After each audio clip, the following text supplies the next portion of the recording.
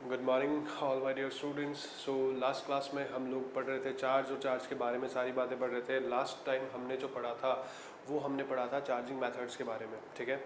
अब charging method से आगे चलते हैं, है ना। तो अगर मान लो सपोज दैट हम बात करते हैं चार्जिंग मेथड्स की, ठीक है। तो हमने चार्जिंग मेथड्स के अंदर में देखो भाई, सबसे पहली बात है मैंने आपको बोला था कि चार्जिंग मेथड्स हम लोग डिस्कस करने वाले हैं, ठीक है। क्या मेथड करने वाले, क्या डिस्कस करने वाले हैं? Charging methods.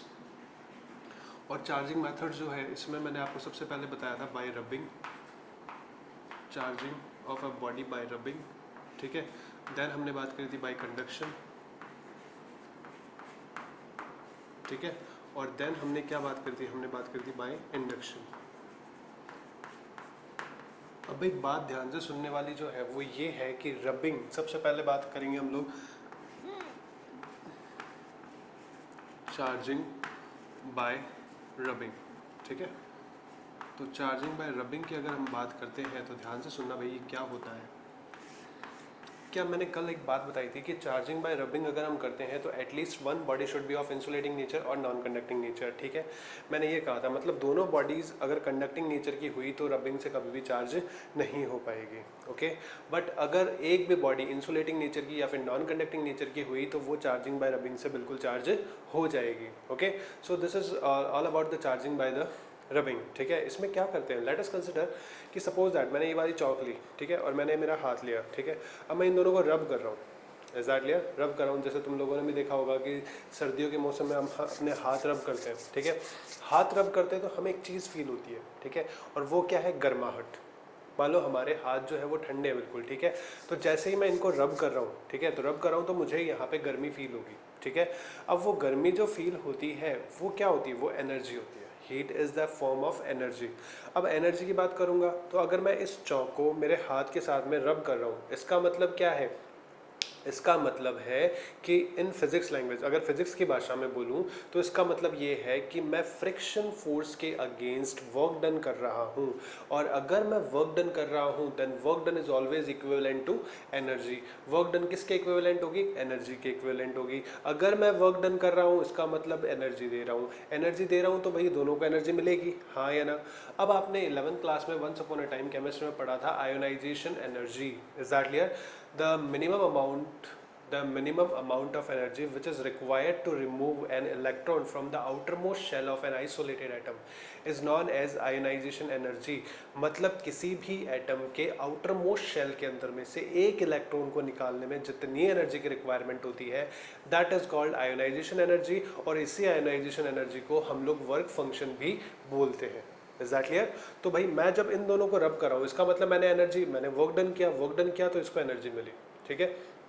अब जिसका वर्क फंक्शन या जिसकी आयोनाइजेशन एनर्जी कम होगी वो पहले इलेक्ट्रॉन को इमिट कर देगा। मतलब दोनों का वर्क फंक्शन क्या है? अलग अलग है, ठीक है।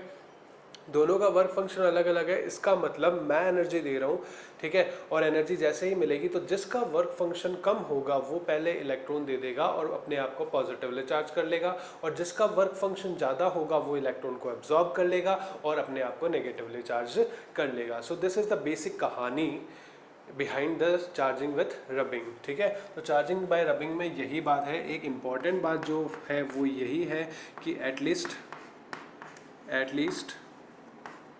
one body should be of non conducting nature, ठीक है। नॉन कंडक्टिंग और इंसुलेटिंग नेचर, ठीक है। ये मैं बता चुका हूँ कल लास्ट लेक्चर में कि कैसे क्या होती है, ठीक है। Should be of non conducting nature, ठीक है। अच्छा, यहाँ पे एक और चीज़ आई, वो क्या आई? Work function. What is the work function? Work function क्या होता है भाई? It is the minimum amount of energy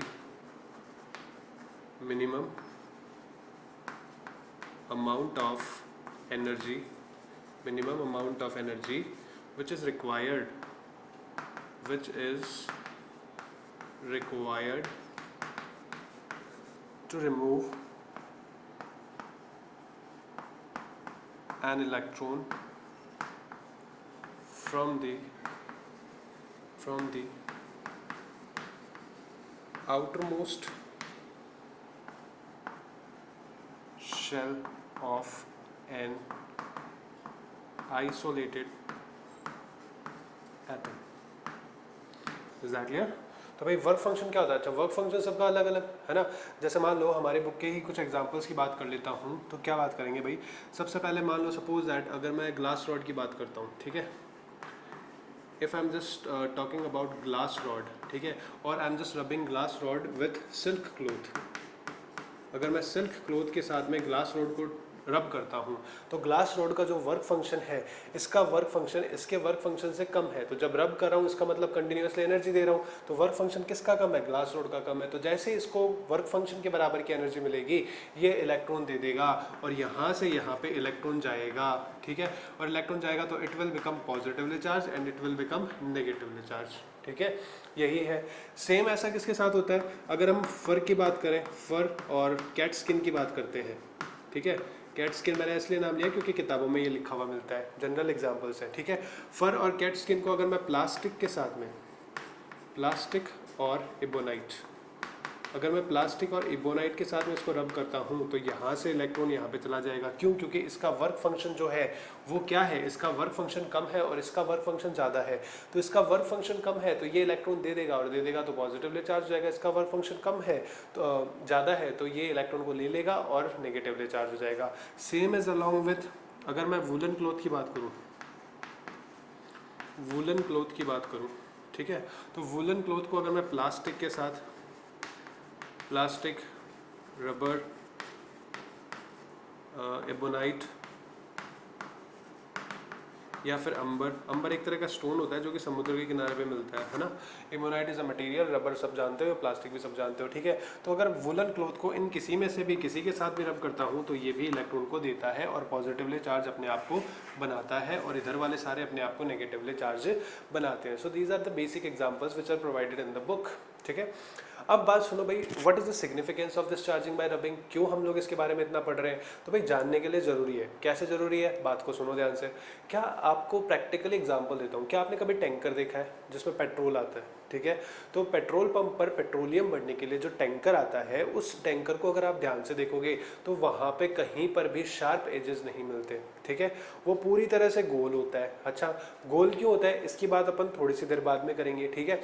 but वहाँ पे ये गोल क्यों होता है और होता क्या है? जैसे ही मान लो टैंकर जो है, टैंकर अगर मान लो एनवायरनमेंट में जा रहा है, ठीक है, एनवायरनमेंट में जा रहा है तो अर्थ के साथ एयर के साथ में तो रब कर रहा है, ठीक है, एयर के साथ में रब कर रहा है तो ऑब्वियस सी बात है उसके ऊपर चार्ज आएगा ही आएगा, ठीक है, क्योंकि वो मेटल है, मेटल है तो ऑब्वियस सी बात है पॉजिटिव चार्ज आएगा उसके ऊपर, ठीक है। तो ये पॉजिटिव चार्ज उसके ऊपर खूब सारा जमा हो जाता है, ठीक है, तो फिर आग लगने का भी खतरा होता है, हाँ या ना।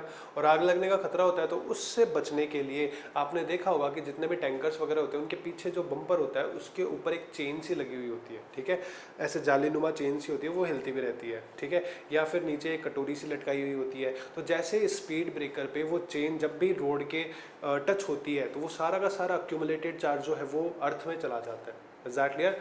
तो इसलिए जो पानी का टैंकर पेट्रोलियम का जो टैंकर होता है उसके पीछे जाली लगाई जाती है या फिर एक कटोरी नुमा कोई भी एक वायर सा बांधा जाता है, ताकि जैसे वो स्पीड ब्रेकर पे या किसी भी चीज़ पे जाए तो जैसे वो चीज़ नीचे टच हो तो सारा का सारा जो भी अक्यूमुलेटेड चार्ज है फ्रिक्शन की वजह से जमा हुआ है वो सारा का सारा नीचे चला जाए। Is that clear? So this is the thing behind this, ठीक है। अब बात कर लेते हैं कि भाई उसका जो टैंकर होता है वो गोल क्यों होता है, ठीक है। तो टैंकर गोल क्यों होता है उसकी बात करते हैं। देखो भाई, अगर मान लो हमारे पास एक टर्म आती है दैट इज चार्ज डेंसिटी, ठीक है, चार्ज डेंसिटी की बात आती है। अगर मान लो हमारे पास कोई भी ऐसी बॉडी है जिसकी शेप यूनिफॉर्म है, ठीक है, जो यूनिफॉर्म बॉडी है, यूनिफॉर्म बॉडी मतलब जैसे मान लो मैं एक पर्टिकुलर रेडियस का स्फीयर ले लूँ तो स्फीयर हर तरफ से बराबर गोल होता है, ठीक है, तो वो क्या है, वो यूनिफॉर्म है। Is that clear? तो वो यूनिफॉर्म है मतलब मान लो अगर मैं स्फीयर की बात करूंगा, अगर ये कंडक्टिंग स्फीयर है तो यहाँ पे जब भी मैं चार्ज दूंगा तो चार्ज इक्वली डिस्ट्रीब्यूट होगा over the whole volume, over the whole surface, ठीक है। वॉल्यूम में तो कंडक्टर के वॉल्यूम में तो चार्ज दे ही नहीं सकते, बता चुका हूँ लास्ट टाइम, ठीक है। तो अगर मैंने मान लो इसको क्यू चार्ज दिया है तो ये चार्ज इक्वली डिस्ट्रीब्यूट होगा ओवर द होल वॉल्यूम, ठीक है, इक्वली डिस्ट्रीब्यूट होगा। क्यों? क्योंकि बॉडी यूनिफॉर्म है। इफ बॉडी इज यूनिफॉर्म, हम लोग क्या बोलते हैं, देखो हमारे साथ एक मिसकंसेप्शन होता है, ठीक है, जैसे कई बच्चे सारे पढ़ते हैं तो भाई उनके साथ एक मिसकंसेप्शन होता है। मिसकंसेप्शन ये होता है कि हमेशा बोला जाता है कि चार्ज जो होता है वो कंडक्टर के सरफेस पे होता है, ठीक है, बिल्कुल होता है कंडक्टर के सरफेस पे, जितना भी चार्ज कंडक्टर को दोगे वो सरफेस पे यूनिफॉर्मली डिस्ट्रीब्यूट होता है, ये वाली बात, ठीक है। बट हम इसको क्वेश्चन नहीं करते। क्यों क्वेश्चन नहीं करते कि भाई हमेशा ही ऐसा होता है क्या, है ना। हम इसको क्वेश्चन नहीं करते। क्यों नहीं करते? क्योंकि हमारी बुक में जितनी भी शेप्स मिलेगी वो सारी हमने यूनिफॉर्म के साथ डील करी है। Is that clear? तो भाई जो भी हम 12th क्लास में पढ़ेंगे बुक के अंदर में, हमारे बुक के बोर्ड की जो किताबें हैं उनके अंदर में पढ़ेंगे, तो हमें हमेशा शेप्स कैसे मिलेगी? यूनिफॉर्म ही मिलेगी। और यूनिफॉर्म की शेप अगर मिलती है हमें, तो यूनिफॉर्म शेप के अंदर में क्या होता है कि जब भी आप चार्ज दोगे वो तो चार्ज पूरे सरफेस पे यूनिफॉर्मली डिस्ट्रीब्यूट होगा, ठीक है। चार्ज पूरी सरफेस पे कैसे डिस्ट्रीब्यूट होगा? यूनिफॉर्मली डिस्ट्रीब्यूट होगा। हाँ या ना? बिल्कुल सही बात है, इसमें कोई दिक्कत वाली बात नहीं है। चलो भाई, यूनिफॉर्मली डिस्ट्रीब्यूट होता है, इसमें कोई दिक्कत वाली बात नहीं है, ठीक है।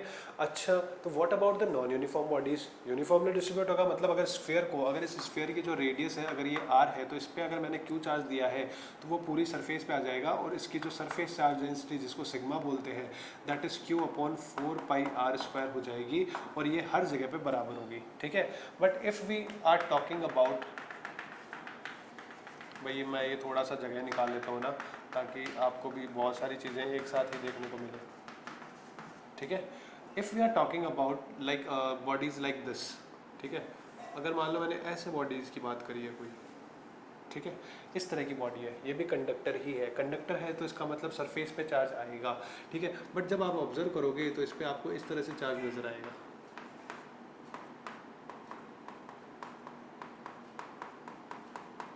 ठीक है।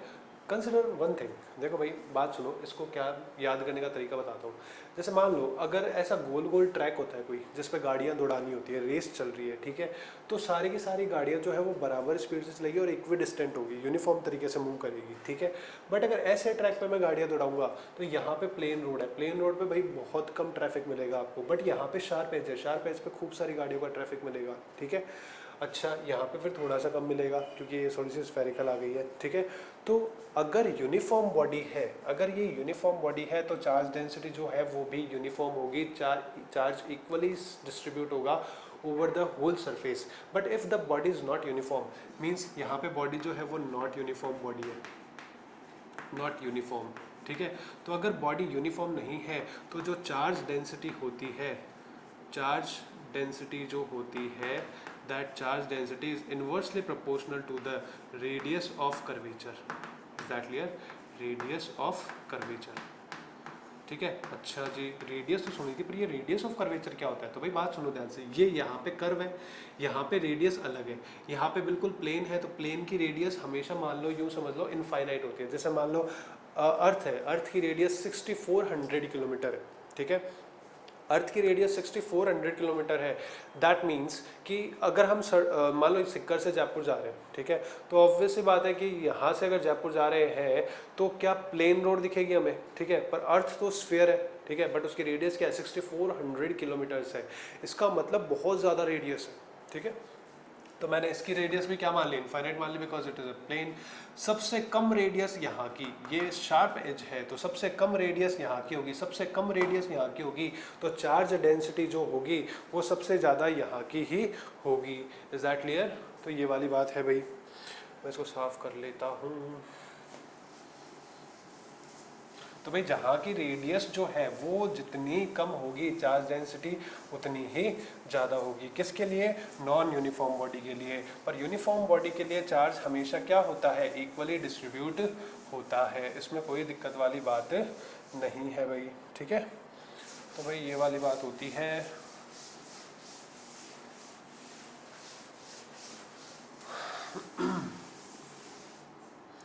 अब भाई बात सुनो ध्यान से। चार्ज की डेंसिटी की बात हुई। चार्ज डेंसिटी मतलब non uniform body. For non uniform body, non uniform body के लिए चार्ज डेंसिटी जो होगी, charge density is inversely proportional to radius, ठीक है। आर इज इक्वल्स टू क्या है? रेडियस ऑफ कर्वेचर, ठीक है। तो ये वाली बात हुई भाई रेडियस, ये वाली बात हुई चार्जिंग बाय रबिंग की, ठीक है। और बात करते हैं चार्जिंग बाय रबिंग में, प्रैक्टिकलिटी शो करते हैं, ठीक है। आपने एरोप्लेन देखा है, ठीक है। एरोप्लेन जैसे ही लैंड करता है, ठीक है।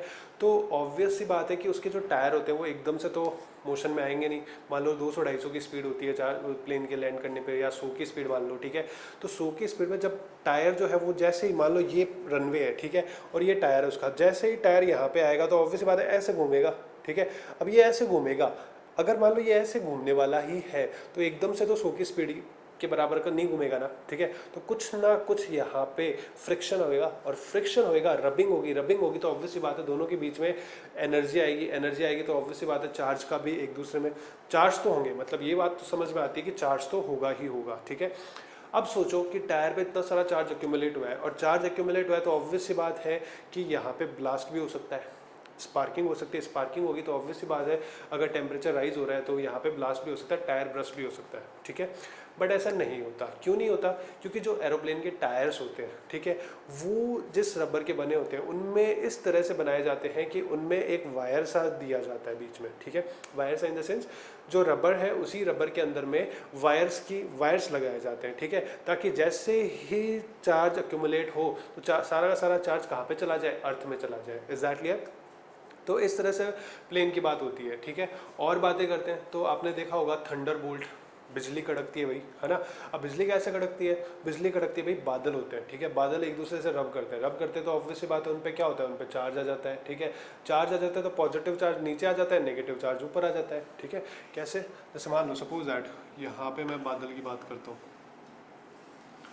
ये बादल है भाई, तो ये नेगेटिव नेगेटिव चार्ज आ गए, यहाँ पे positive positive positive charge accumulate हो गया, ठीक है। किस वजह से? जब ये रबिंग कर रहे हैं, ठीक है। तो भाई यहाँ पे positive positive positive positive positive और ऊपर आता है नेगेटिव नेगेटिव नेगेटिव, ठीक है। नेगेटिव नेगेटिव यहाँ पे आ गया, ठीक है। अब भाई पॉजिटिव पॉजिटिव चार्ज आ गया, नेगेटिव नेगेटिव चार्ज हो गया, तो कई बार क्या होता है कि ये चार्ज बहुत ज़्यादा एक्यूमुलेट हो जाता है, तो बहुत ज़्यादा एक्यूमुलेट हो जाता है तो यहाँ पे भी लाइटनिंग हो जाती है। Is that clear? यहाँ पे भी लाइटनिंग हो जाती है, ये बिजली कड़कती है, पर इस वाली बिजली के अंदर में आवाज़ नहीं आती है। अगर एक ही बादल के अंदर में, कई बार आपने देखा होगा कि बादलों के अंदर ही बिजलियाँ कड़क रही है, ठीक है, आसमान के अंदर ही बिजलियाँ कड़कती है, उसमें कभी आवाज़ नहीं आती है, ठीक है। क्यों? क्योंकि एटमॉस्फेयर यही है। आवाज़ क्यों आती है अभी बात करेंगे, ध्यान से देखना, ठीक है। तो ये वाली चीज़ होगी। अब मान लो सपोज दैट यार एक नीचे एक बादल और है, ठीक है, इसमें भी चार्ज डेवलप हो गया, negative negative negative negative positive positive positive positive positive, ऐसे डेवलप हो गया। तो यहाँ पे खूब सारा चार्ज डेवलप हो गया, यहाँ से नेगेटिव चार्ज डेवलप हो गया। मान लो ये वाली चीज़ नहीं हो रही है क्योंकि इसमें ऊपर चार्ज नहीं है, इसमें नीचे ज़्यादा चार्ज आ गया, ठीक है, तो कोई दिक्कत वाली बात नहीं। अगर इनकी डिस्टेंस कम है, ठीक है, तो यहाँ से भी भाई बिजली कड़क सकती है, ठीक है। अब ये वाली जो बिजली कड़केगी तो यहाँ पे आवाज़ आएगी, ठीक है। एक तीसरी सिचुएशन क्या होती है, मान लो ये अर्थ है, ठीक है, यहाँ पे अर्थ है, तो ऑब्वियसली बात है यहाँ पे अगर खूब सारा पॉजिटिव चार्ज जमा हो चुका है, ठीक है, खूब सारा पॉजिटिव चार्ज जमा हो चुका है, तो अर्थ में भी क्या कर लेगी है? पॉजिटिव चार्ज है तो ऑब्वियसली बात है अर्थ में भी नेगेटिव चार्ज इंड्यूस हो जाएगा, और नेगेटिव चार्ज इंड्यूस हो जाएगा तो अगर ये खूब सारा चार्ज जमा हो गया है यहाँ पे, ठीक है, तो यहाँ पे भी बिजली कड़क सकती है। Is that clear? क्या होता है एक्चुअल में, खूब सारा ये चार्ज जमा हो जाता है यहाँ पे, तो जैसे जैसे चार्ज बढ़ता जाता है वैसे वैसे इसका पोटेंशियल बढ़ता जाता है। पोटेंशियल बढ़ता जाता है मतलब, पोटेंशियल की बात अपन बाद में करेंगे 3rd चैप्टर में, ठीक है। तो जैसे जैसे चार्ज बढ़ता है वैसे वैसे पोटेंशियल बढ़ता जाता है, फिर फाइनली जा करके एक अर्थ की ये जो सराउंडिंग होता है, यहाँ पे एयर होती है, ठीक है, और एयर के पास जो डाइलेक्ट्रिक स्ट्रेंथ होती है वो लगभग 3 × 10⁶ वोल्ट पर मीटर के लगभग होती है, ठीक है। तो ये इतना वोल्टेज जब 10⁶ वोल्ट के लगभग का वोल्टेज पहुंच जाता है तो एयर क्या करती है? एयर आयनाइज होना स्टार्ट करती है। ये वाली बात क्लियर है? ठीक है, एयर क्या करती है भाई? आयनाइज होना स्टार्ट करती है, ये पॉजिटिव पॉजिटिव दूर भागता है, नेगेटिव नेगेटिव, और फिर बाद में ये यहाँ से जैसे ये एक्यूमुलेशन होता है तो अर्थ यहाँ पे चार्ज का सोर्स मिलती है तो यहाँ पे बिजली कड़क जाती है, ठीक है। ये वाली इस तरह से बात होती है। टेम्परेचर भाई ऑब्वियसली बात है, ये वाला जो टेम्परेचर है लगभग 27,000 डिग्री सेल्सियस होता है, ठीक है, और 27,000 डिग्री सेल्सियस का अगर टेम्परेचर होता है और बहुत ज़्यादा अमाउंट ऑफ करंट होता है, ठीक है, तो क्या होता है कि जब एयर गर्म होती है तो भाई ऑब्वियस सी बात है, बात सुनो ध्यान से। मान लो आप आराम से किचन में खड़े हो, ठीक है, आप कुछ पका रहे हो, ठीक है, और गलती से आपका हाथ जो है वो गरम गरम उस तवे पे लग गया, ठीक है। मान लो आप रोटी पका रहे थे तो तवे पे आपका हाथ लग गया, तो क्या आप कुछ भी सोच रहे होगे, आपका ध्यान ही नहीं है, पर जैसे ही हाथ तवे पे लगेगा हाथ तुरंत पीछे आएगा। इज दैट क्लियर और नॉट? तो क्या भाई टेम्परेचर से हमें energy I? Is that clear? तो हमने फटाक से हटाया हाथ, इज दैट क्लियर? तो यही चीज़ होती है, जैसे ही टेम्परेचर किसी भी चीज़ को मिलता है, आपने 11th क्लास पढ़ी है, 11th क्लास में पूरी कहानी पढ़ी थी हमने टेम्परेचर से रिलेटेड की, ठीक है। तो जैसे ही किसी भी चीज़ को टेम्परेचर मिलता है तो उसके अंदर में एनर्जी आ जाती है, ठीक है। कैसे आती है? 3/2 kBT, याद करो, ठीक है। Half mv² equals to 3/2 kBT, ठीक है। 5/2 kBT हम बात करते थे, ठीक है, डिग्री ऑफ फ्रीडम्स में। तो वहाँ पे खैर बात करते थे अपन, बट यहाँ पे बात करते हैं कि जैसे ही टेम्परेचर मिला तो टेम्परेचर मिलते ही क्या वो जो एटम्स हैं, जो भी मॉलिक्यूल्स हैं या जो भी एटम्स हैं, उनमें क्या एनर्जी गई, ठीक है, एनर्जी गई एयर के पार्टिकल में। एयर के पार्टिकल में एनर्जी गई तो ऑब्वियसली बात है वो मोशन करना चाहेगा, और मोशन करना चाहेगा तो भाई बहुत खतरनाक तरीके से वो, क्योंकि वो तो बिल्कुल पास में उसी का टेम्परेचर राइज हुआ है, तो वो जस्ट एक्सपांड होना चाहेगा, और उस एक्सपांशन की वजह से ही आवाज़ होती है। Is that clear? So this is the thing, this is how we can explain the lightning process, ठीक है। तो लाइटनिंग, LIG, लाइटनिंग जो होती है, this is the practical example of charging by rubbing, ठीक है। तो भाई ये सारी की सारी बातें, अच्छा चलो और बात करते हैं। बचपन के अंदर में जब आप अपने छोटे भाई बहनों को आपने जादू दिखाया होगा, जादू कैसे, आप कॉम्ब को यूं रब करते थे, ठीक है, कागज़ के टुकड़े डालते थे, ठीक है, कॉम्ब को रब करते थे, कागज़ के टुकड़े डालते थे, कॉम्ब को रब करते थे, कागज़ के टुकड़े डालते थे, फिर वो कॉम्ब को कागज़ के टुकड़ों के पास में लेके आते थे, कागज़ के टुकड़े यूं पड़े होते थे और वो यूं हो जाते थे, हाँ या ना, बात समझ में आई कि नहीं आई, ठीक है। तो जैसे ही ये वाली चीज़ होती थी, ठीक है, छोटे छोटे बच्चे, भाई साहब हमारा भाई तो जादू जानता है, एग्जैक्टली और नॉट, ठीक है। तो यही जादू दिखाया होगा आपने, नहीं दिखाया तो भाई अब जाके दिखा देना, कोई भी बच्चा हो तुम्हारे घर में, ठीक है। तो ऑब्वियस सी बात है, ये वाली सारी बातें थी। This is all for lightning, ठीक है। रबिंग से क्या होती है? लाइटनिंग होती है, ठीक है। तो ये सारी की सारी बातें थी चार्जिंग बाय रबिंग की, ठीक है। अब बात करते हैं चार्जिंग बाय कंडक्शन की, ठीक है। तो चलो भाई चार्जिंग बाय कंडक्शन की बात कर लेते हैं। बहुत बात हो गई बादलों की, है ना, अब आ जाते हैं धरती पर। तो अब बात करते हैं चार्जिंग बाय रबिंग की। भाई चार्जिंग बाय रबिंग की बात करेंगे,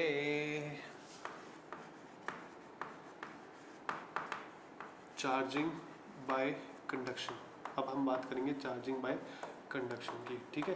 पर चार्जिंग बाय कंडक्शन को स्टार्ट करने से पहले हमें कुछ चीज़ों के बारे में देखना होगा, ठीक है। और वो चीज़ें कौन सी है? लिसन में वेरी केयरफुली। सबसे पहली चीज़, अगर मान लो हमारे पास कोई भी स्फीयर है, ठीक है, और स्फीयर की रेडियस कितनी है? r है, तो इसका potential at surface, potential v से रिप्रेजेंट करते हैं, पोटेंशियल एट सरफेस इसका kq/r होता है, ठीक है। अगर इस पर q चार्ज गिवन है तो इसका जो पोटेंशियल होगा सरफेस पे वो कितना होगा? v = kq/r। ये वाली बात अभी अपन को ध्यान में रखनी है।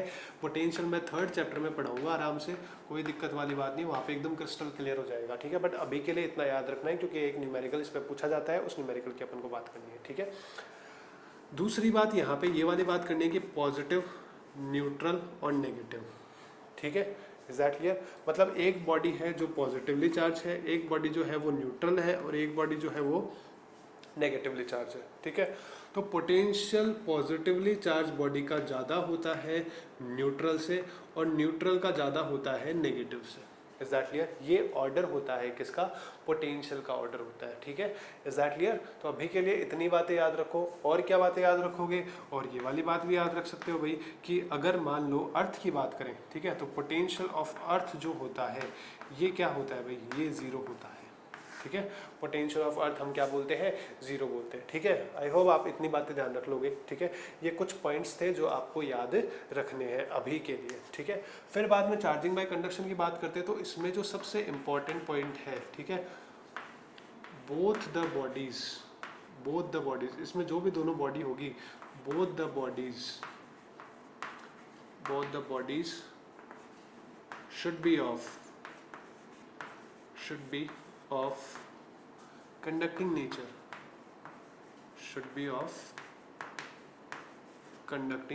nature, मतलब दोनों बॉडीज का जो नेचर है वो कैसा होना चाहिए भाई?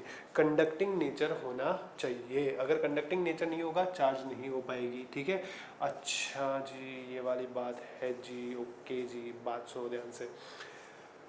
अगर मैं बात करूं कि मान लो ये वाली बॉडी है A, ठीक है, ये बॉडी है A और ये वाली बॉडी है B, ठीक है। ये वाली बॉडी है बी, ये वाली बॉडी न्यूट्रल है, ठीक है, कैसी है, न्यूट्रल है, ठीक है। और कंडक्शन पे बात करते हैं, ठीक है। अब कंडक्शन पे इस वाली बॉडी पे चार्ज गिवन है क्यू, ठीक है। अब चार्ज गिवन है क्यू, तो भाई दो कंडक्टिंग बॉडीज अगर है, अगर मैं कंडक्टिंग बॉडीज को आपस में टच कर दूं या फिर उनको बाय मींस ऑफ वायर एक दूसरे से टच करा दूं, तो चार्ज का फ्लो तब तक होगा जब तक कि दोनों का पोटेंशियल सेम ना हो जाए। ये वाली बात याद रखना कि चार्ज तब तक फ्लो करेगा जब तक कि दोनों का पोटेंशियल सेम ना हो जाए। Is that clear? क्योंकि चार्ज के बढ़ने के साथ साथ में पोटेंशियल बढ़ता है और चार्ज के घटने के साथ साथ में पोटेंशियल भी कम होता है। अभी इसका पोटेंशियल ज़्यादा है क्योंकि इसको मैंने क्यू चार्ज दे रखा है और पॉजिटिव का दे रखा है, ठीक है। अब अगर मैं इसको कनेक्ट कर दूंगा तो यहाँ से पॉजिटिव चार्ज इधर की तरफ जाएंगे, ठीक है। ये न्यूट्रल है तो ऑब्वियस बात है इसका पोटेंशियल कम है, ठीक है। तो मेरी बात ध्यान से सुनो, अगर मान लो ये पॉजिटिव चार्ज है, ठीक है, मैंने बोला भाई ये है पॉजिटिवली चार्ज बॉडी, ओ हो पॉजिटिवली चार्ज बॉडी है ये, ठीक है। ये न्यूट्रल बॉडी है, इस पर कोई चार्ज नहीं है, मैंने इसको कनेक्ट कर दिया तो यहाँ से इलेक्ट्रॉन यूँ आएगा, क्यों? क्योंकि पॉजिटिव चार्ज इलेक्ट्रॉन को बुलाएगा। ये न्यूट्रल है, इसमें प्रोटॉन और इलेक्ट्रॉन्स क्या है, इक्वल नंबर में है, इसलिए ये न्यूट्रल है। तो क्या ये इलेक्ट्रॉन को बुलाएगा? ओ हो, एक पॉजिटिव चार्ज वैनिश हो गया, दूसरा इलेक्ट्रॉन आया, ये वैनिश हो गया, ठीक है। एक इलेक्ट्रॉन यहाँ से गया, यहाँ पे एक पॉजिटिव चार्ज आ गया, ठीक है। फिर दूसरा इलेक्ट्रॉन यहाँ से गया तो यहाँ पे एक और पॉजिटिव चार्ज आ गया, ये वाला वैनिश हो गया। फिर एक इलेक्ट्रॉन और आया यहाँ पे एक और पॉजिटिव चार्ज और यहाँ पे ये वाला वैनिश हो गया। फिर एक और इलेक्ट्रॉन यहाँ पे आया तो यहाँ पे एक और पॉजिटिव चार्ज, ये वाला वैनिश हो गया। फिर एक और इलेक्ट्रॉन यहाँ पे आया तो यहाँ पे ये वाला इस तरह से इस पे पॉजिटिव चार्ज आ गए और इस पे भी इस तरह से वैनिश हो गए। अब देखा जाए तो दोनों के चार्जेस जो है वो बराबर है। इलेक्ट्रॉन ऐसे मूव करेगा, क्यों मूव करेगा? क्योंकि पहले इसका जो पोटेंशियल था वो क्या था, ज़्यादा था। हमेशा बात याद रखना कि इलेक्ट्रॉन जो होता है, इलेक्ट्रॉन, ठीक है, इलेक्ट्रॉन हमेशा लो पोटेंशियल से और हाई पोटेंशियल की तरफ मूव करता है, ठीक है। और करंट जो होता है वो हमेशा हाई पोटेंशियल से लो पोटेंशियल की तरफ मूव करता है। हम 10th क्लास में पढ़ते थे कि current is always moving from positive terminal of battery to the negative terminal of battery, ठीक है। पर अब हम पॉजिटिव से नेगेटिव की तरफ बात नहीं करेंगे, हम हाई पोटेंशियल से बात करेंगे। Is that clear? क्योंकि पॉजिटिव से नेगेटिव की बात करेंगे तो फिर बाद में ये दिक्कत हो जाएगी हमारे। क्यों? क्योंकि हम यहाँ पे देखेंगे कि जब हम अर्थिंग कर देते हैं तो नेगेटिव तो आता ही नहीं है, पॉजिटिव और न्यूट्रल ही होते हैं, या फिर नेगेटिव और न्यूट्रल ही होते हैं तो भी करंट फ्लो करता है, ठीक है। इस वाले टॉपिक के बाद में अर्थिंग पढ़ाऊंगा तब ये वाली बात क्लियर हो जाएगी, ठीक है। अब बात करता हूँ यहाँ पे इस वाली बात पे कि भाई both the body should be of कैसी नेचर की, कंडक्टिंग नेचर की होनी चाहिए। भाई कोई दिक्कत वाली बात नहीं है, ये दो बॉडीज थी कंडक्टिंग नेचर की थी, यहाँ पे क्यों चार्ज दिया, ठीक है। अब बात करते हैं अपन कि मान लो यहाँ पे क्वेश्चन दिया जाए अपन को, ठीक है। क्वेश्चन दिया जाए कि भाई एक बॉडी है, ये वाली बॉडी है, ठीक है।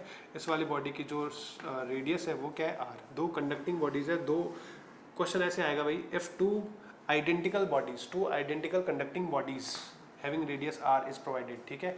यहाँ पे चार्ज क्यू है, ठीक है, और यहाँ पे चार्ज Q/2 है। Is that clear? मैंने चार्ज भी बोल दिया भाई Q है और Q/2 है चार्ज, ठीक है। तो भाई जब इन दोनों को कनेक्ट किया जाता है तो बताइए कि बाद में फाइनल चार्ज कितना होगा, बाद में फाइनल चार्ज कितना होगा। बात ध्यान से सुनना भाई, मैं दोनों को कनेक्ट करने जा रहा हूँ, ये क्वेश्चन है, ठीक है। यहाँ से यहाँ पे चार्ज गया, मैंने मान लिया कि भाई यहाँ से यहाँ पे चार्ज गया x। अगर मेरा आंसर x का पॉजिटिव आता है इसका मतलब वास्तव में चार्ज यहाँ से यहाँ पे गया है।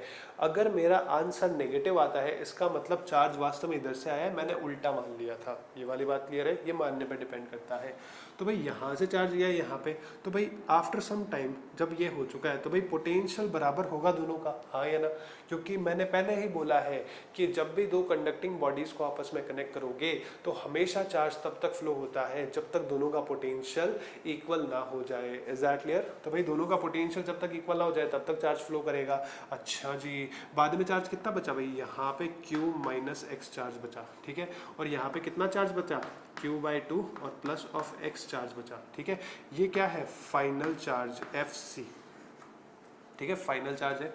अब भाई फाइनल चार्ज ये बचा तो ऑब्वियस बात है इस वाले चार्ज से जो पोटेंशियल आएगा और इस वाले चार्ज से जो पोटेंशियल आएगा दोनों बराबर होने चाहिए। पोटेंशियल का फॉर्मूला मैंने सिखाया ही था आपको, K और Q-x। पोटेंशियल का फॉर्मूला ये रहा, V = KQ/R। इस पे कितना चार्ज है? Q-x चार्ज है। रेडियस कितनी है? R, ठीक है। यहाँ पे K और ये के क्या होता है, के अपन कूलम्ब्स लॉ में बात करेंगे, के कांस्टेंट है, ठीक है। यहाँ पे कितना हो गया q/2 प्लस ऑफ x, ठीक है, और अपॉन में कितना हो गया r, r से r कैंसिल आउट हो गया, k से k कैंसिल आउट हो गया, तो q माइनस ऑफ x बराबर q/2 प्लस ऑफ x। अगर इसको मैं सॉल्व करता हूँ तो सॉल्व करूँगा तो क्या आ जाएगा, ये वाला x इधर आ जाएगा 2x और ये q/2 इधर आ जाएगा, तो q/2 बराबर कितना आ गया 2x, ठीक है। और अगर इसको ढंग से देखूं तो क्या x की वैल्यू मेरे पास q/4 आ चुकी है, हाँ या ना, x की वैल्यू q/4 आ चुकी है, तो भाई फाइनल चार्ज कितना आ चुका है, फाइनल चार्ज जो है बॉडी A पर कितना आया है final charge, q minus of 4 और दैट इज 3q/4, ठीक है। उस पर कितना आया एट बी पर, फाइनल चार्ज एट बी वो भी कितना आया 3q/4 आया, हाँ या ना। बात समझ में आई कि नहीं आई, बिल्कुल सही बात है, इज दैट क्लियर, ठीक है। चलो एक आधा क्वेश्चन और कर लेते हैं, ठीक है। अब मेरी बात सुनो भाई ध्यान से, अगर हम बात करते हैं इसी तरह की बॉडीज की,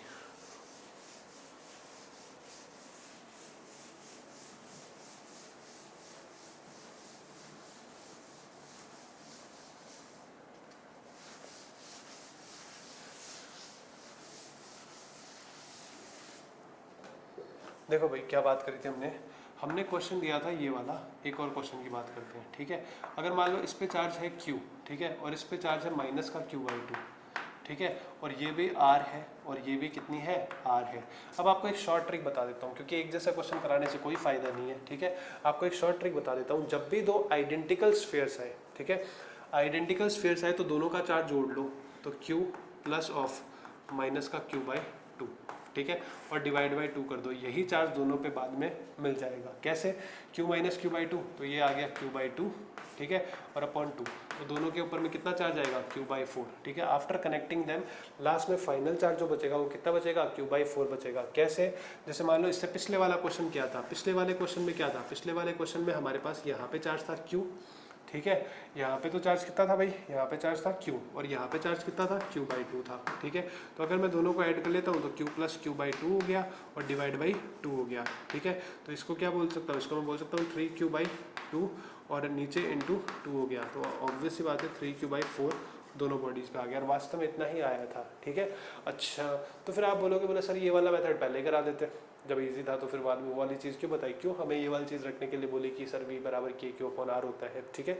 ये बेटा मैंने इसलिए बोला क्योंकि अगर मैं इसकी बात करता तो चलो यहाँ तक की कहानी तो बिल्कुल सीधी सी है, ठीक है।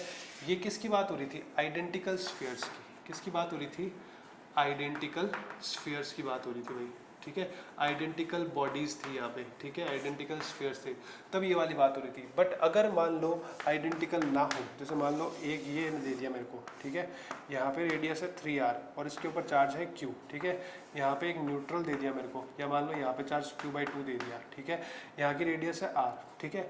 अब मैंने इन दोनों को कनेक्ट कर दिया मान लो ये, ठीक है, और मैंने बोला कि यहाँ से यहाँ तक चार्ज गया x, तो भाई फाइनल चार्ज बताओ। अब फाइनल चार्ज करूँगा तो अब ये वाला मेथड नहीं लगेगा कि दोनों चार्जेस को ऐड कर दो और डिवाइड बाई 2 कर दो, ठीक है, अब नहीं लगेगा ये वाला मेथड, इज दैट क्लियर। ये वाला मेथड तो तभी लगेगा जब आइडेंटिकल स्फीयर्स होते हैं, ठीक है।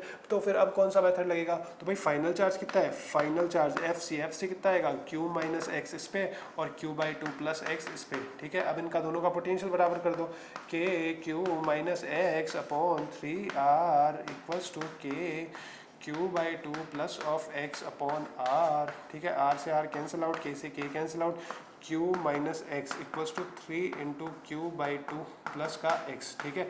सॉल्व करो भाई इसको फटाफट, q minus x is equals to 3q/2 और प्लस का 3x, ठीक है। इसको सॉल्व कर लो, 4x हो गया और ये इधर आ गया, ठीक है। तो 4x इज इक्वल्स टू, देखो भाई ये x इधर गया, 4x आ गया, ये इधर आया, तो ऑब्वियसली बात है माइनस का q/2 आ जाएगा। तो x की वैल्यू कितनी हुई, x की वैल्यू आ गई माइनस का q/8, ठीक है। अब देखो भाई x की वैल्यू नेगेटिव आ रही है, इसका मतलब जो डायरेक्शन मैंने मानी है ये इस वाले डायरेक्शन नहीं, ये इस वाले डायरेक्शन में जो है चार्ज फ्लो किया है, ठीक है। तो इस पे चार्ज कितना हो जाएगा, q/2 माइनस ऑफ q/8 हो जाएगा इस पे चार्ज, इस पे फाइनल चार्ज हो गया q/2 माइनस ऑफ q/8, ठीक है। और कितना आ जाएगा 8, 4q माइनस q, तो दैट इज 3q/8 इस पे चार्ज बच जाएगा, ठीक है। इस पे कितना चार्ज बच जाएगा भाई, q माइनस एक्स था तो q माइनस ऑफ माइनस का q/, कितना आ गया भाई माइनस का q/8, तो ये प्लस हो जाएगा तो ये 9/8 हो जाएगा। इसमें कोई दिक्कत वाली बात नहीं है, हाँ या ना, बात समझ में आ रही है? ठीक है, so that's all for conduction. इसी तरह से हम बात कर रहे थे कि भाई चार्जिंग बाय कंडक्शन कैसे होती है, ऐसे होती है। नेक्स्ट लेक्चर में हम बात करेंगे चार्जिंग बाय इंडक्शन की। Is that clear? Okay, so that's all for today. बाकी की बातें नेक्स्ट लेक्चर में। Have a nice day.